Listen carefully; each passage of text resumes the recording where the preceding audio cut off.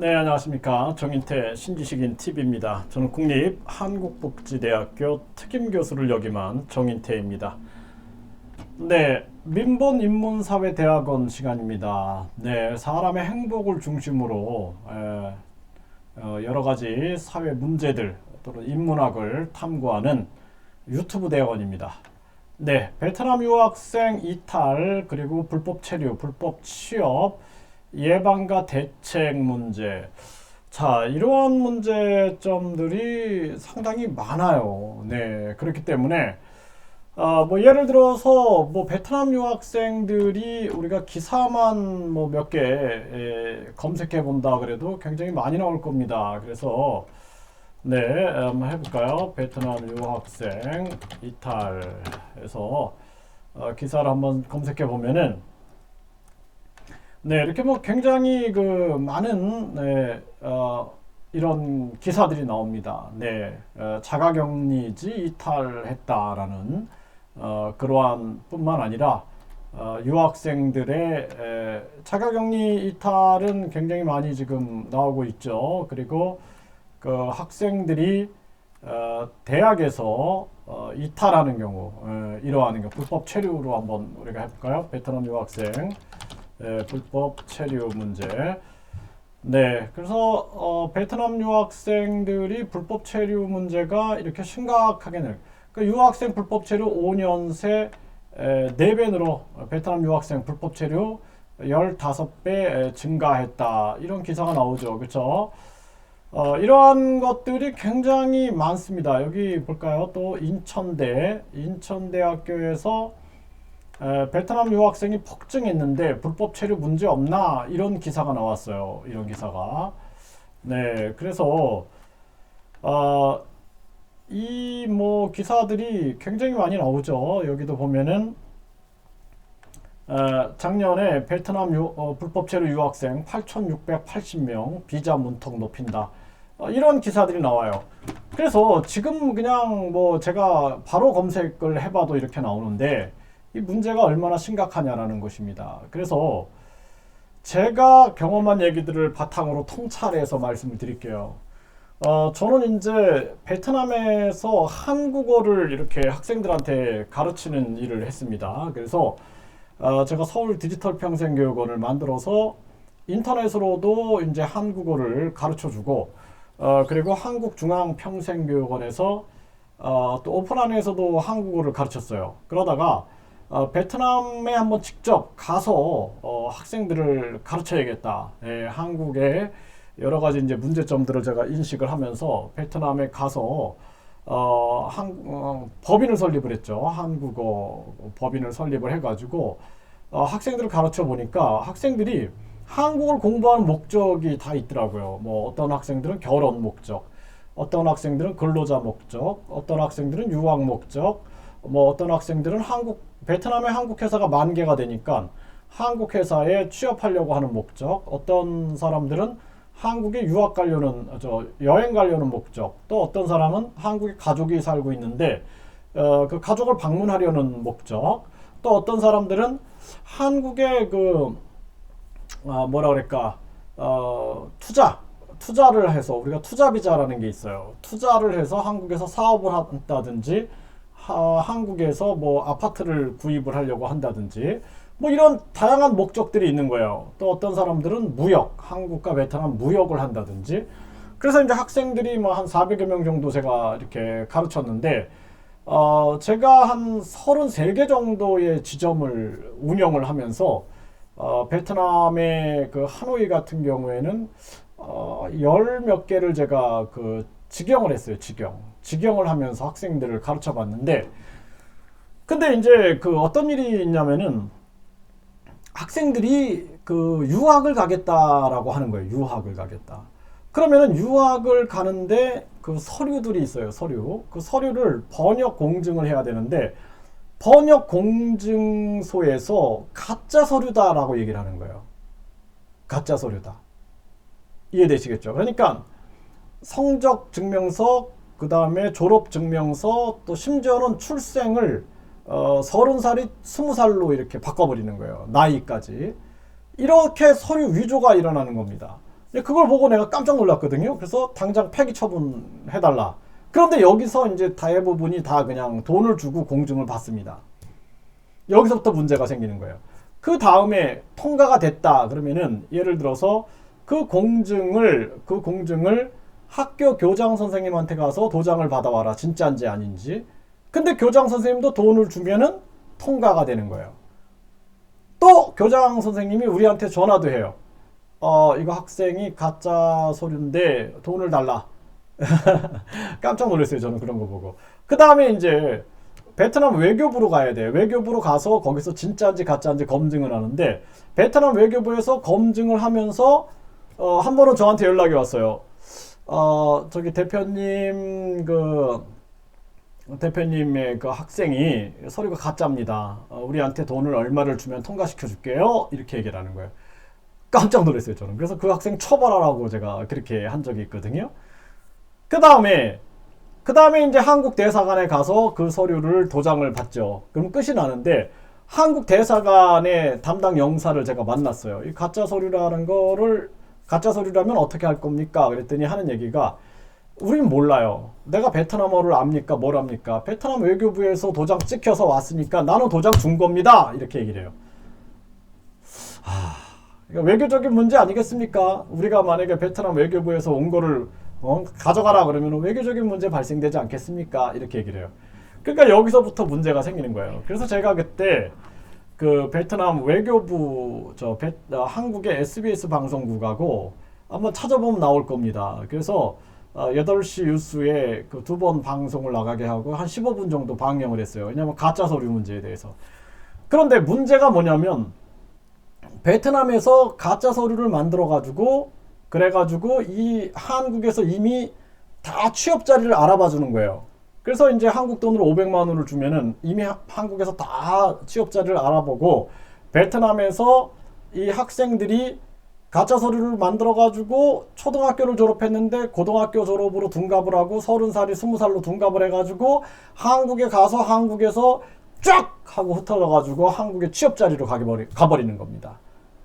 이거 어떻게 막을 거예요? 예? 그래서 여기서 불법 취업 문제, 불법 체류 문제, 이탈 문제가 여기 다 생기는 거예요. 그래서 어떻게 막겠습니까? 그래서 제가 대한민국 영사하고 대한민국 법무부에다가 계속 제가 칼럼을 보냈어요. 칼럼도 보내고 정책도 보냈습니다. 그게 뭐냐 하면은 일단은 저 번역 공증부터 우리가 엄정하게 관리를 해야 된다. 그리고 여기서 돈이 오가지 못하게끔 만들어야 된다. 그러니까 양심이 되게 중요한 거예요. 양심. 그러니까 저한테 어떤 사람이 와서 서류를 300개를 갖고 와가지고 이 3억을 줄 테니까 3억 원 3억 원을 줄 테니까 이거를 학생 비자를 받을 수 있게끔 도와달라.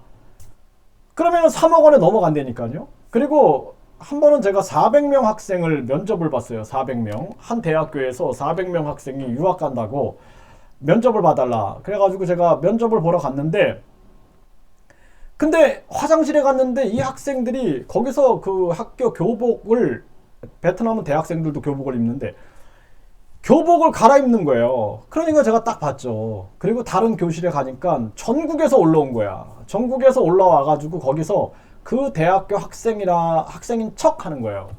그러면 베트남이라는 곳이 어떠냐면은 물론 훌륭하시고 좋은 분들도 있습니다. 근데 이런 일들도 있다는 거예요. 뭐냐면은 대학교 총장이 돈 받고 재학 증명서를 발행해 준다니까요. 그러니까 시골에서 진짜 농사 짓던 사람들이 이거 농사 짓는 걸 비하하는 거 아니에요. 그냥 농사 짓고 있었던 사람이 한국에 가서 돈 번다 그러니까 거기서 한국 와서 가짜 재학 증명서를 발급받아가지고 거기서 면접을 봐가지고 합격해가지고 비자를 받아가지고 한국으로 가면은 다 이미 한국에서는 한국의 베트남 사람들이 굉장히 많잖아요. 그러니까 그 사람들이 이미 다 일자리를 준비해 놓고 있는 거예요. 돈을 500만 원 받았다 그랬죠. 이미 딱 준비해 놓고 한국으로 건너가게 되는 겁니다. 그러면 여기서 베트남에서 한 1000만 원, 한국에서 500만 원, 총 1500만 원에 한국으로 가게 되는 거예요. 이런 식으로 결혼도 이어져 있고 유학도 이어져 있고 근로자도 이어져 있는 거예요. 그래서 이거를 제가 끊임없이 법무부에다 얘기를 한 겁니다. 예? 이 문제를 해결해야 된다. 그런데 여기에 공무원들도 껴있다라는 건 충격이죠. 한국 영사들. 예? 그래서 한국 영사가 불법 비자 발급하다 걸린 사례가 기사화됐죠. 기사화돼서 제가 대사관에서 엄청 싸웠어요. 예? 봐라, 있지 않느냐. 아니 어떻게 대한민국 영사가 그런 일이 있다고 거짓말을 하냐고 나한테. 근데 기사에 나온 걸 어떻게 해요. 뭘 거짓말이야. 그 기자들이나 방송에 다 같이 거짓말했나? 아니죠. 그렇죠? 그래서 이러한 일들이 끊임없이 벌어지고 있어요. 그렇기 때문에 그러면은 저는 어떻게 했냐면은 일단은 학생이 오면은 부모님, 이제 요즘에 영상 전화가 가능하죠. 영상 전화. 그래서 부모님하고 영상 통화를 합니다. 그래서 집을 다 검사하는 거예요. 집. 자, 집을 검사하고 그리고 부모님 직장이 어떤가, 이 직장도 검사를 하는 겁니다. 영상으로 다 할 수 있잖아요. 또는 직접 제가 방문도 했어요. 집에 방문을 해가지고 보는 겁니다. 학생이 진짜 괜찮은 학생이구나.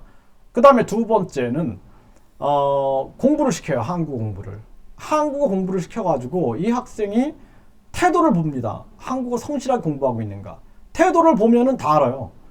선생님 하신 분들은 다 알죠. 학생 태도만 일주일만 봐도 진짜 학생인지 가짜 학생인지 금방 압니다. 그 가르쳐 보면은 진짜 학생들은 눈이 반짝반짝 해갖고 열정을 가지고 공부를 하는데 가짜들은 잠만 자요. 예?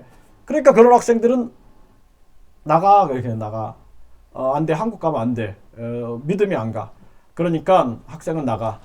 그러면 이제 그 학생이 근로자로 갈 수 있습니까? 이런 식으로 얘기를 해요. 근로자도 한국어 능력 시험 합격해야 되는데. 예? 그런데 이제 여기서 불법이 전개가 되는 거죠. 대리 시험을 치른다. 이거 걸렸어요. 이런 게. 제가 다 얘기했던 것들이 어떻게 아셨어요? 그러면은 베트남 사람들이 저한테 제보를 해준다니까요. 정보를 알려준다니까요. 선생님 지금 가짜 시험 보고 있어요. 또 시험 접수하는데도 돈 줘야지 접수할 수 있어요. 또 한국에 근로자로 가는데 1,500만 원 들어요. 한국에 유학 가는데 1,500만 원 뒷돈 거래하고 불법 체류되고 있어요. 그래서 선한 사람들도 피해보고 있어요. 한국에 결혼하는데 1,500만 원 드는데 이거 다 뒤에서 장난치고 있어요. 이런 얘기를 베트남 사람들이 저한테 전달해 준다니까요. 그러니까 바르게 하는 사람이 욕을 먹는 거예요. 바르게 결혼 사업을 하는 사람도 욕먹고, 바르게 유학하는 사람도 욕먹고, 바른 유학생들도 있죠. 바른 유학생들도. 제가 제 학생들 중에는 한국 대학 졸업하고 한국의 삼성에 취업해갖고 저 찾아오는 학생들도 많아요. 그런 학생들은 정말 제가 안아주고 싶죠. 진짜. 예, 그럼에도 불구하고 이런 계획적인 일들이 진행된다. 그래서 철저하게 가짜 서류를 감시할 수 있는 시스템, 그 다음에 그 가정 상담, 그 다음에 가정에 대한 방문, 그 다음에 학생들의 한국어 공부하는 태도를 보면 알아요. 그 저는 한 달에 한 번씩 시험을 봤어요. 한국어 시험. 시험에 안 된다 그러면은 학생은 가지 마세요. 그리고 대학하고 연계해가지고 이 학생은 안 될 것 같아요. 그러면 그 학생은 입학하고 와서는 안 줍니다. 네, 그렇게 나가야 돼요. 그렇지 않고 돈을 쫓으면 안 돼요. 돈을 쫓는 순간 망한다 이렇게 보시면 됩니다. 돈을 쫓으면은 다 망하는 거예요. 베트남이라는 곳은 돈으로 다 움직여져요. 결혼, 유학, 근로자 돈으로 움직이기 때문에. 그래서 제가 400명을 면접봤는데 4명을 합격시켰거든요. 그게 난리가 난 거예요. 우리 임원들이. 베트남 임원, 한국 임원들이 난리가 난 거예요. 아니, 이제 제가 이제 회장을 맡고 있었어요. 그러니까, 아니, 회장님, 저 400명이면 4억 원입니다. 그 4억 원이면은 우리가 진짜 땅을 사갖고 건물을 올릴 텐데, 베트남에서. 그런데, 회사를 망치려고 그러시는 거냐고. 4명만 합격이 말이 되냐고 막 이러는 거예요. 그래서 내가 보니까 다 가짜 학생들이야. 그거 안 돼. 그랬더니 저를 탄핵을 하는 거예요. 탄핵. 물러나라. 회장 물러나라. 그래가지고 참 제가 안타까웠어요. 예, 안타까웠습니다. 그래서 참 돈에 눈이 머니까 정도가 안 보이는 거지. 정도가. 네, 그래서 가장 중요한 것은 뭐냐면은 이런 시스템과 양심을 가지고 일을 해야 된다. 특히 이 해외 사업은 더더욱 그래요. 안 보인다고 생각하는 거야. 그러니까 한국인들이 엄청나게 비리를 저지릅니다. 거기서 브로커 역할 하면서.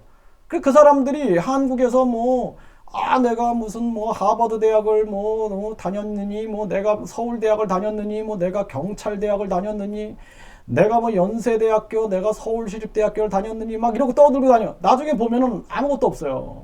예, 아무것도 없어요. 그런 사람들이 무척 많습니다. 뭐 내가 한국에서 뭘 했느니 막 이러면서 그냥 다 사기치고 다니는 사람들이 있어요. 근데 반면에 훌륭한 분들도 많아요. 그래서 훌륭한 사람을 만나야 되는 거예요. 그래서 우리가 어떤 모든 일을 전개할 때 진짜 저 사람이 민본, 예? 사람을 존중하고 있는가, 인간의 존엄성을 지키고 있는가, 그리고 사람의 행복을 해치지 않는가, 그런 걸 보면서 그 사람과 함께 일을 하지 않으면 나중에 패가망신합니다. 네, 그래서 베트남 유학생 이탈, 불법 체류, 불법 취업, 이거 예방은 그렇게 되겠죠. 대책은 뭐냐? 대책은 또 간단해요. 뭐냐면 외국인 유학생들이 한국에 왔을 때 이 학생들이 우리가 3D 업종 같은 거 우리나라 사람들 잘 안 하잖아요. 이런 일을 할 수 있게끔 만들어 주는 거예요. 그리고 야간제를 운영할 수 있게끔 해주는 겁니다. 야간제. 그래서 야간에는 공부를 하고 대신 너희들이 일을 할 때 이 일과 공부를 병행을 열심히 해라라고 길을 열어주는 겁니다. 그래서 제가 한국 정부에도 계속 얘기했어요. 예? 아니 사실 그 간병인이 모자라서 지금 난리인데 이거 외국인 유학생들 아르바이트 할 수 있게끔 해라. 그래갖고 아르바이트 시간당 얼마 해가지고 하면은 되는데 왜 안 하냐? 아, 조선족이 80%인데 이건 조선족의 업무 영역인 것처럼 생각을 하고 있는 거예요. 그래서 제가 아니 지금 무슨 생각을 하는 거냐? 지금 중국에서 우한 폐렴이 발생돼가지고 난리가 나가지고 무슨 조선족 우선주의로 가느냐? 그건 아니지 않느냐? 예? 가장 중요한 것은 우리 국민이 중요한 거다. 우리 국민. 그렇기 때문에 지금 이렇게 간병인이 없다. 그러면 외국인 유학생들이 여기서 아르바이트 할 수 있게끔 길을 열어라. 안 된다. 그거는 법이 안 된다. 이렇게 말하는 거예요. 그리고 우리 농촌에 가면은 일할 사람이 없다 지금. 그리고 중소기업에 일할 사람이 없다. 3D 업종에. 이거 외국인 유학생들이 아르바이트 할 수 있게끔 길을 터줘라. 예? 토요일, 일요일도 아르바이트 할 수 있고 또 방학 때도 아르바이트 할 수 있지 않느냐? 그렇지 않습니까? 그런 것들을 막아놓으니까 이 이탈이 일어나는 거예요. 또 한 부분에서 진짜 성실한 학생들도 돈 차이가 예를 들어서 베트남에서 쌀국수 한 그릇을 먹으면은 1,000원이야. 근데 한국에 오니까 쌀국수 한 그릇을 제가 사 먹어보니까 10,000원이 넘어요. 10,000원이. 10배가 차이가 나는 거예요. 그러니까 베트남에서 생활이 안 되는 거예요. 베트남 대학교를 졸업하고 취업을 하면 월급이 한 20만원, 25만원, 30만원 이렇게 합니다. 근데 한국에 가면 200만 원을 이상을 벌 수 있다 그러니 이게 돈 차이가 많이 나는 거예요. 이걸 생각해야 돼. 그리고 우리나라도 과거에 우리가 월남전에 참전도 했고 또 우리가 우리 간호사분들이 파월 독일에 가서 간호사 활동하러 가고 또 광부로 가지 않았습니까? 또 우리 삼촌도 저 사우디아라비아에 돈 벌러 가지 않았습니까? 그러면은 그런 거를 생각해야 돼요. 우리도 미국에 가서 아메리카 드림을 꿈꾸지 않았습니까? 그러면은 그때 그 올챙이 쪽을 생각을 하고 도와줘야 된다라는 거예요. 제가 국립한국복지대학교 특임교수로 있으면서 그 이상진 총장님을 제가 참 존경했어요. 그분은 유네스코 한국 대사도 하셨고 그리고 그 교육과학기술부 차관도 하셨는데 이분이 하신 얘기가 뭐냐면 내가 미국에 유학을 갔는데 그 교수님이 아르바이트를 시켜주시는 바람에 대학에서 내가 그래서 졸업했대요. 아니면 돈이 없어서 졸업 못했대요. 그러니까 제가 그 얘기를 들으면서 자 저런 인재가 만약에 그때 진짜 돈이 없어서 불법 체류가 됐더라면 한국 유네스코 대사도 못 됐고 차관도 못 됐고 총장도 못 됐을 텐데 참 고마운 일이구나. 그러니까 그분이 항상 그래요. 그래서 내가 학생들이 들어오면은 아르바이트 자리를 그렇게 알아봐 준다 그러더라고요. 그래서 제가 참 훌륭하십니다, 총장님. 예? 그러니까 그 총장님은 소박하세요. 저한테 항상 언제 막걸리 한잔 하자. 예? 또 저를 만나면은 베트남에서 만나 뵀는데 그냥 소박하게 학생 식당에서 쌀국수 한 그릇 먹어요. 그것도 자신이 계산하세요. 그거 보고 제가 아이고 참 저런 분이 없구나. 진짜 다른 교수들은 여기 오면은 그냥 무슨 가라오케 가서 대접 받으려고 하고 심지어는 성접대까지 받는다 그러는데 아이고 진짜 저런 분이 훌륭하신 분이 있으니 대한민국이 아직도 유지가 되는구나 그런 생각을 할 때가 많이 있었습니다. 네, 그렇기 때문에 우리가 이 제도적으로 많이 변화를 시켜야 된다. 제가 이 제도는 계속 강의를 할게요. 유튜브에서. 유튜브 보십시오. 그러면은 제가 외국인 정책에 대해서는 아주 진짜 엄청난 정책들을 많이 만들어냈습니다. 그걸 꼭 참조를 하시고 궁금한 점이 또 있으시면은 질문을 주십시오. 그러면 제가 이 답변을 영상으로 만들어 드리겠습니다. 감사합니다.